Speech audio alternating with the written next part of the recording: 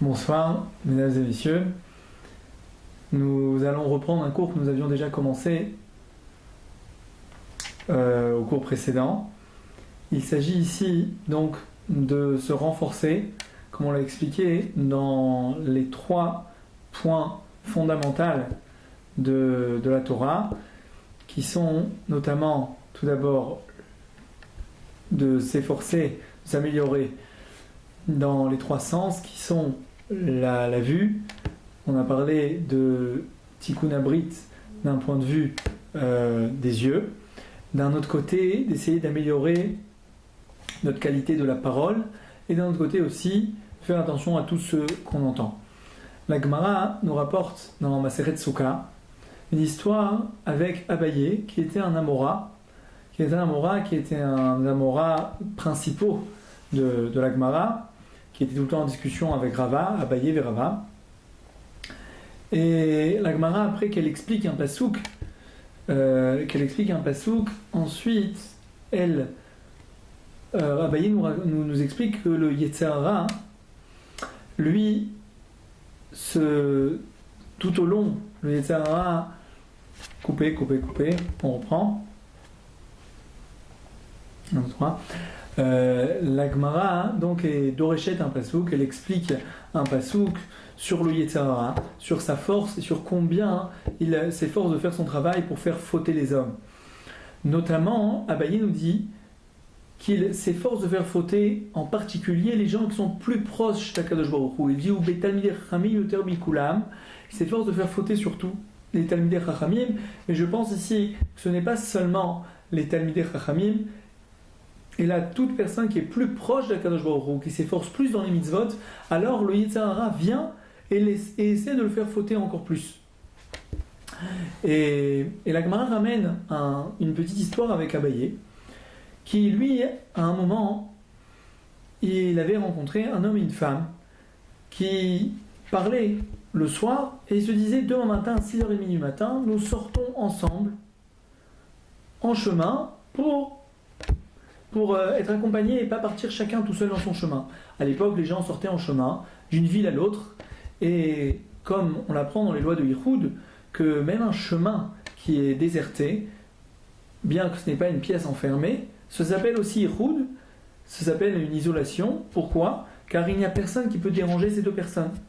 Donc Abaye, en voyant cela, il s'est dit, je vais aller derrière eux pour leur empêcher de fauter.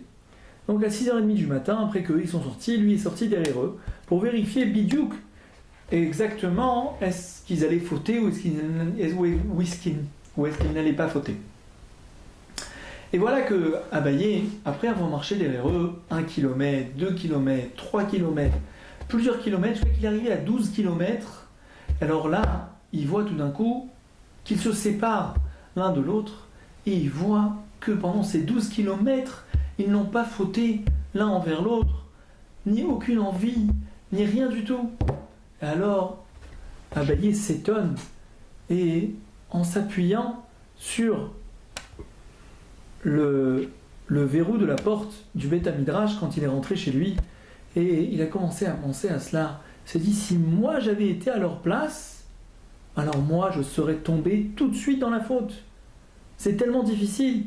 Comment c'est possible ? Un homme et une femme tout seuls, avec la vigueur de l'âge, en pleine forme. Et quoi ? Ils marchent pendant des heures tout seuls.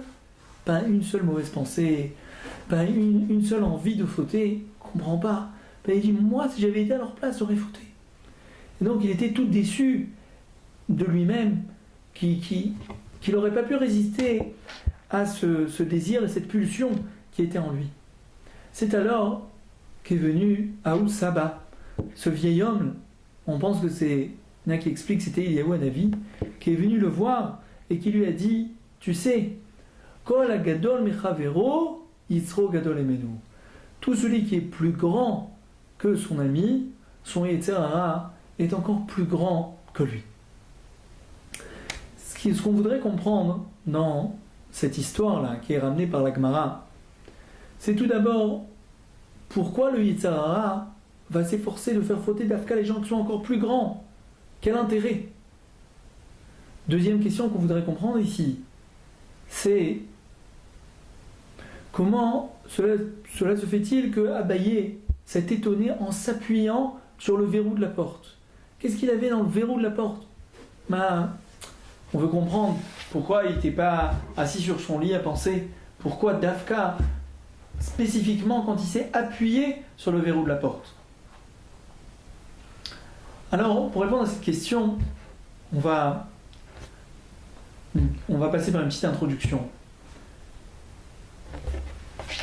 Vous savez qu'en général, la statistique nous dit que la majeure partie des vols sont accomplis surtout dans les maisons de pauvres, plus que dans les maisons de riches. Ce qui est très étonnant. Parce qu'en général, si un voleur veut voler, il préfère aller voler chez des gens riches. Comme ça, il pourrait avoir un plus gros butin. Mais la statistique nous prouve que c'est l'inverse qui se passe et qu'en général, c'est surtout chez les gens pauvres qu'il y a plus de vols.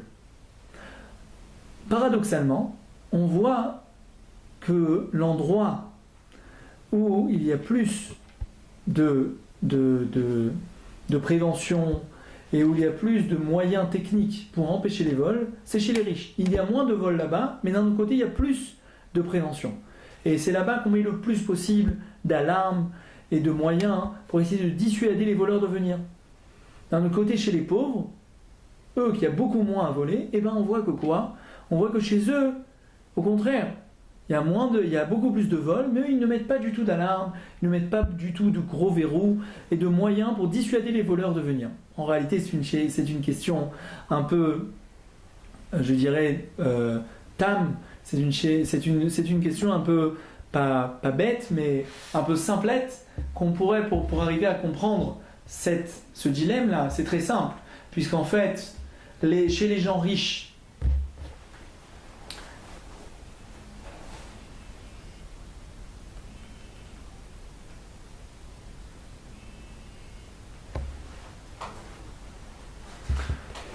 on reprend. En fait, chez les gens riches, comme il y a beaucoup à voler, ils mettent beaucoup d'alarmes, alors que chez les gens pauvres, comme il y a très peu à voler, c'est pourquoi qu'ils ne mettent pas du tout d'alarme. Donc on voit ici, de cette statistique, que plus on est important, plus c'est un endroit de riche, plus il faut mettre plus d'alerte et d'alarme pour essayer de protéger l'endroit. D'un autre côté, si un voleur passait par une maison dans laquelle ils auraient oublié de mettre l'alarme ou ils avaient laissé une porte ouverte, alors je pense que le voleur se jetterait sur l'occasion pour essayer d'attraper le plus gros butin qu'il puisse. En attendant, comme il n'a pas le choix, le voleur va dans les maisons qui sont moins surveillées, il prend un plus petit butin, et il suffit de peu pour pouvoir vivre et pour pouvoir subsister à ses besoins. Il en est de même pour le Yetzer Hara avec l'homme. Le Yetzer Hara est un voleur. C'est le plus grand voleur qu'il y a au monde. Le Yetzer Hara, lui, qu'est-ce qu'il cherche? Il cherche à nous voler notre Olam Haba. Il cherche à voler à l'homme son Olam Haba et son Olam Hazé aussi. Car il suffit que jusqu'à que l'homme fasse quelques mitzvot, il va mettre les tefilines le matin, il va aller étudier la Torah un petit peu, il va faire un petit peu de tzedaka, puis s'il fait un peu de lashon hara, alors tout de suite il va donner ses mitzvot à quelqu'un d'autre. Comme il est connu que quand on fait du lashon hara sur quelqu'un, on risque de perdre toutes nos mitzvot et de les donner à son prochain, sur la personne sur laquelle on a dit ce lashon hara. Donc on voit que le Yetzer Hara essaie de voler le plus rapidement possible les mitzvot de l'homme. Cela dit, le Yetzer Hara, il essaie de les voler à l'homme riche. C'est qui l'homme riche? C'est le tzaddik, c'est le talmid chacham, c'est celui qui étudie, celui qui est proche d'Hachem. Il essaie le plus rapidement possible de lui voler toute sa Torah, il essaie de lui voler les choses. Mais qu'est-ce qu'on peut faire? Le talmid chacham, lui, il est fermé à verrou, il y a des alertes autour de lui, il est au Beth HaMidrash. Tant qu'il est dans le Beth HaMidrash, dans la Torah, il est enfermé là-bas, alors il n'a rien à craindre. Il est connu au nom du Stapler que le Beth HaMidrash, c'est la Tevat Noach de cette génération.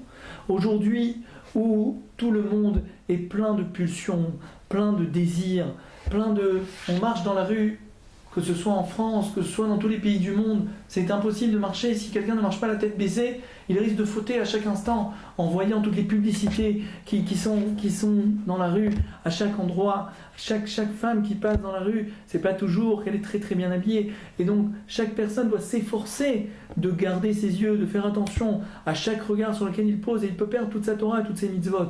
Tant qu'on est dans le Beth Midrash, on est dans notre cocon, alors c'est là-bas, on est protégé, c'est la Tevat Noach, c'est-à-dire c'est l'arche de Noé. Noé, quand il était dans le Noach, quand il était dans sa Teva, alors là-bas autour, il y avait tout le monde qui était en train d'être détruit. Lui, il était dans la Teva, il ne sentait rien, tout allait bien.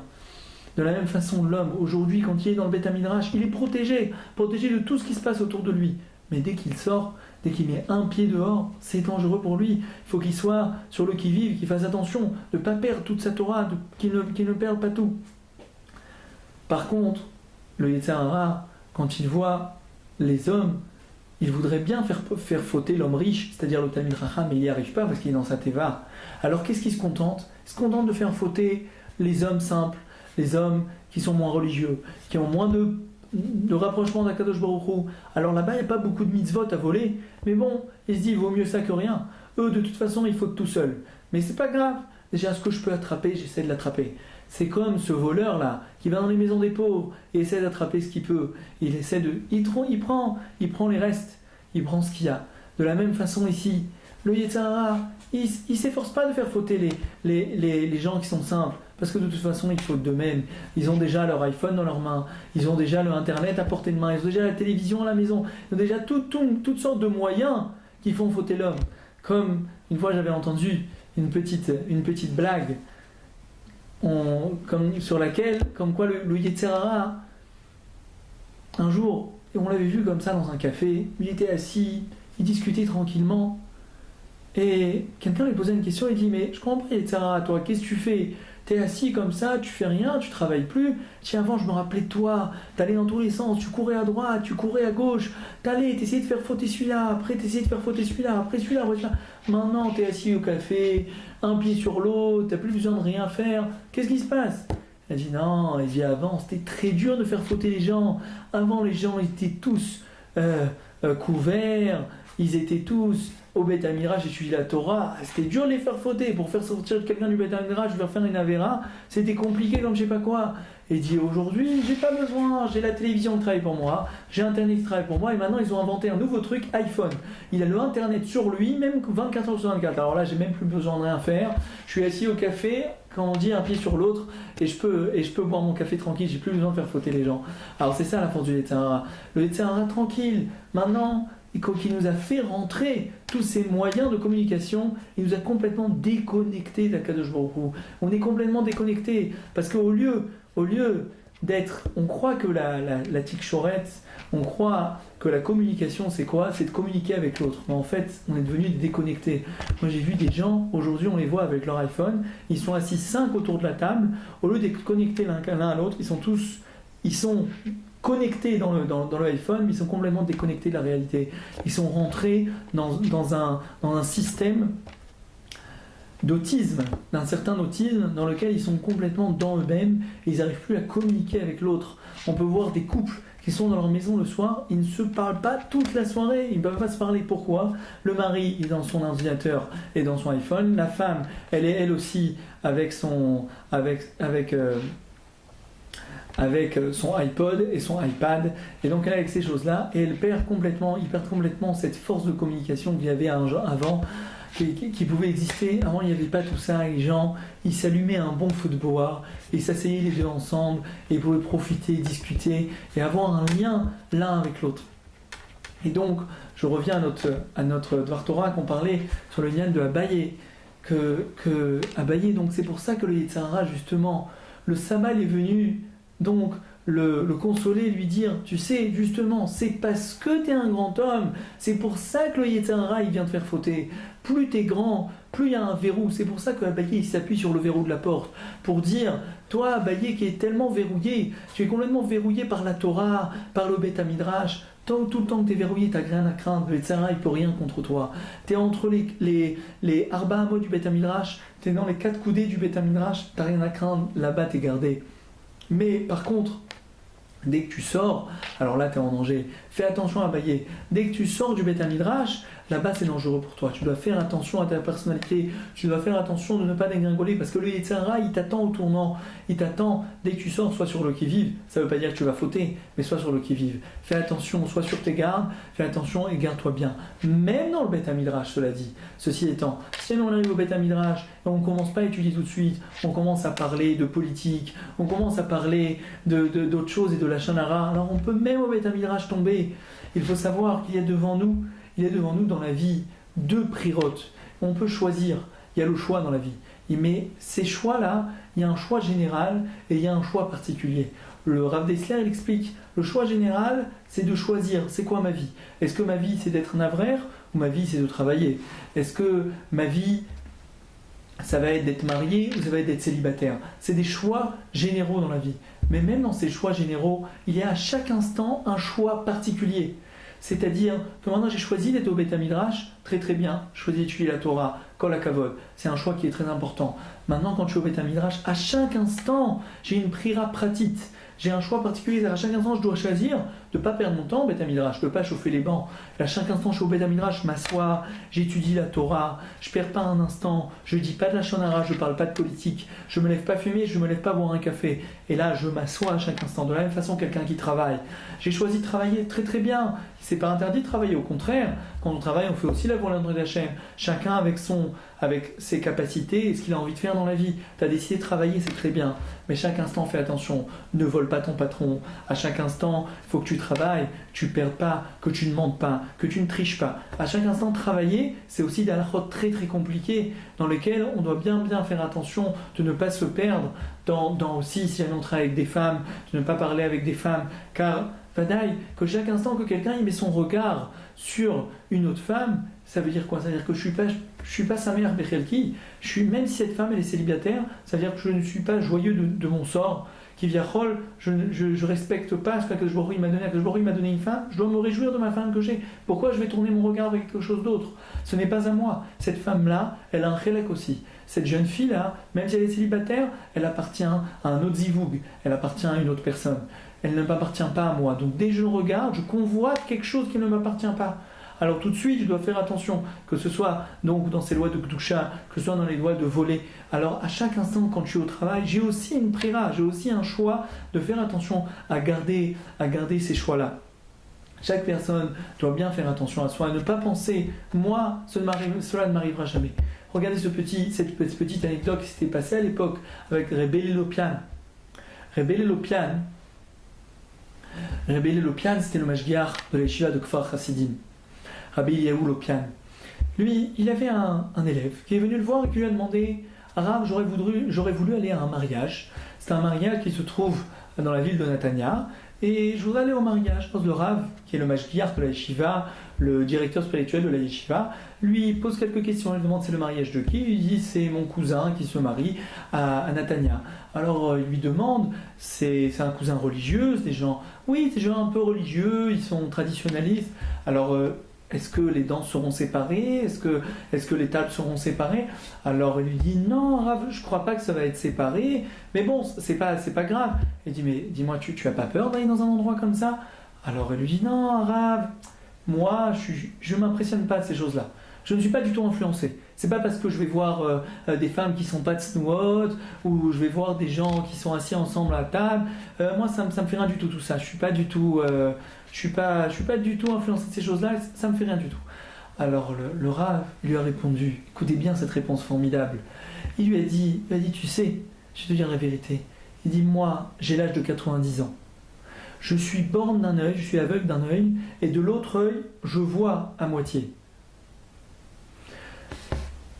Je sens mes membres qui sont complètement faibles. J'ai un pied déjà dans ma tombe et chaque instant, chaque fois que je mets le pied dehors, je sors de la yeshiva, je tremble de peur de fauter. Et toi, tu as l'âge de 18 ans, tu as la fleur de l'âge, tu es plein de pulsions en toi et tu es en train de me dire que tu n'as pas peur de fauter.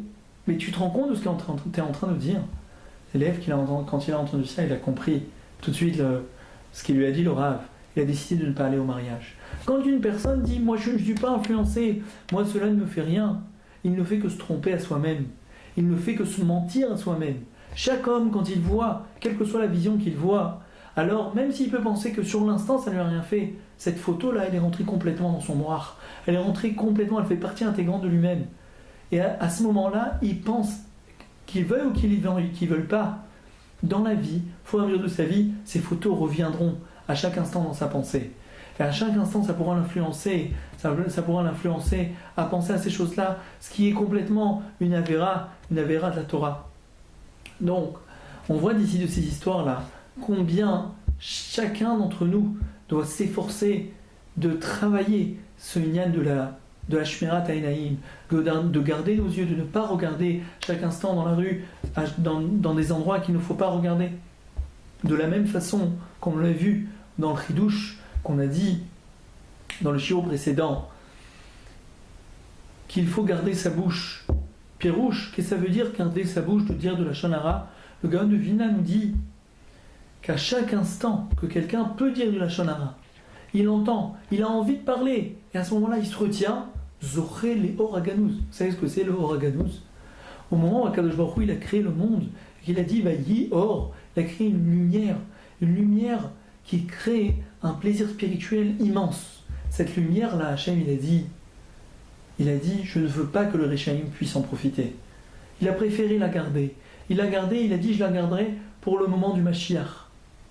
Alors Hachem promet à cet homme qui s'est gardé de ne pas dire sur la Shonara. Pourtant, il avait un Nisayon, là maintenant, il a envie de raconter à sa femme ce qu'on lui a fait au travail, ce patron-là qui lui a mal parlé, et lui, il crève d'envie de le dire, et alors qu'est-ce qu'il dit? Non, finalement, je me retiens, je dis rien à ma femme, je me tais. C'est pas la peine, je ne dis rien. À ce moment-là, il les aurait, les Oraganouz.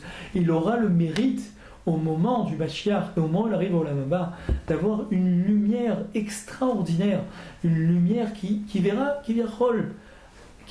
la splendeur d'Hachem.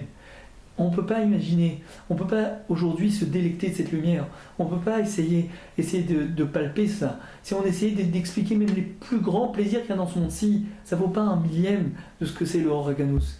Mais si une personne pouvait essayer d'imaginer une lumière immense dans laquelle ça donnerait un plaisir infini à la Neshama, alors ce serait ça le Oraganouz. Et c'est ça tout notre but. Tout notre but dans ce monde-ci, c'est d'essayer d'arriver à profiter de la splendeur d'Hachem. Dans ce monde-ci, c'est pas possible d'arriver à la splendeur d'Hachem. Impossible. Dans ce monde-ci, nous sommes faits de matière. Alors on ne peut pas arriver à cette splendeur.